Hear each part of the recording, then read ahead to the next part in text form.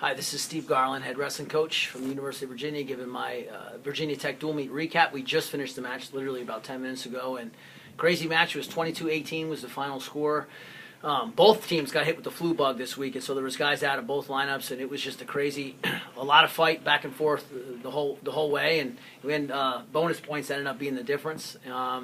So I'll just go through the highlights. I mean, obviously Virginia Tech's a very, very, very tough team. They're ranked 9th in the country, extremely well coached. I really respect the heck out of their staff, and so, I mean, it was fun to compete against a team like that when you have that much respect for the other. I've said this before. When you really, look up to the other coaches and feel like they do things the right way, it's actually more exciting to go to work. You're fun. You're fired. The competition's what we do. That's the fun stuff. And so we knew that they were going to bring it, and they did. And so the difference in the match ultimately was they gutted out 2 wins at 149 and 174, and ultimately ended up deciding the dual meet. And I'm not trying to bash my guys there. I'm just giving their guys credit for we were winning both those matches, 85-90% of the match, and ended up getting comeback. They posted comebacks late, and I'll get to that. But that would end up being the difference. So let me go to the highlights right off the bat.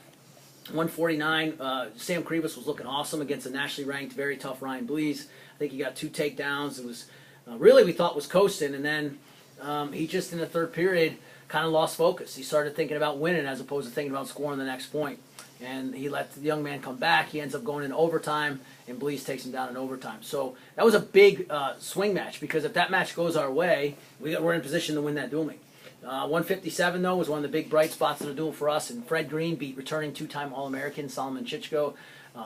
It was just an awesome match for him. Stayed the course, got taken down early, and just kept coming back and coming back and coming back, and created offense late off the other young man's shot. Was able to get that win. It's a huge win for Fred. Fred's been close. He's been close to nationally ranked guys all year, but he finally was able to break through and pull that one out. So we're really happy for Fred. Big plus. 165, Andrew Atkinson wrestled returning All-American McFadden. It was 5-2 late in the match. He had him given a takedown down late, lost 7-2.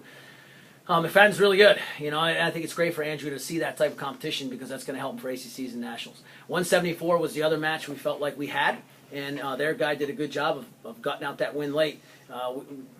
Will Shaney was up 3-1 at one point, 4-1 at one point, got the only offensive takedown for 3/4 of the match, and then late in the match he gave up an escape and a takedown, and the young man was able to ride us out, and because of the ride out, he got the ride and time point to win 5-4.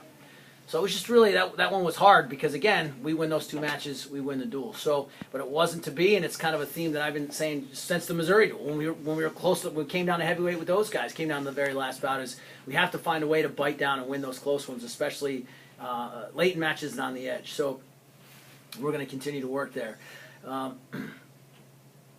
skip ahead. Even though we lost at heavyweight, Tyler Love he's got so much fight. I mean, he's given up so much weight to these guys, and every time he goes out there, he just battles and battles and battles and gives us everything he's got. I told him just now when I was talking to the team, he's become sort of the guy that the other guys can look to for what toughness and grit looks like. Then at 120, but we lost there. It was 2-0. Took a shot at the end to try to tie it up, and got taken down right at the end, so it made it 4-0. But it was a much closer match than that. 125, Louis Hayes goes out and was up 10-2, and then hit a cement job and pinned his opponent. It was not Nordstrom. It was another guy they had in there. And then at 133, the one match that would have been a real good showdown was their nationally ranked guy against our nationally ranked guy, Jack. Both guys were out of the lineup. Both of them had the flu this week, and so they didn't compete against each other.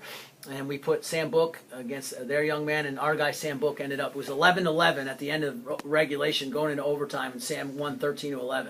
Just phenomenal. Crowd going crazy. It was so much fun. I'm so happy for that kid. I told him afterwards, I said, Sam, that's something you're going to remember the rest of your life. And I believe that your service to this team and sacrifice and our belief in you was blessed. And then you gave that performance, and look what God gave you. It was this awesome thing you'll treasure for the rest of your life. First ever varsity duel in front of a completely packed out crowd, winning 13-11 shootout. It was just so much fun to see him do that. So, again, a lot of fun. Thank you, everybody who came to the match. The place was absolutely hopping. A lot of Tech fans, though.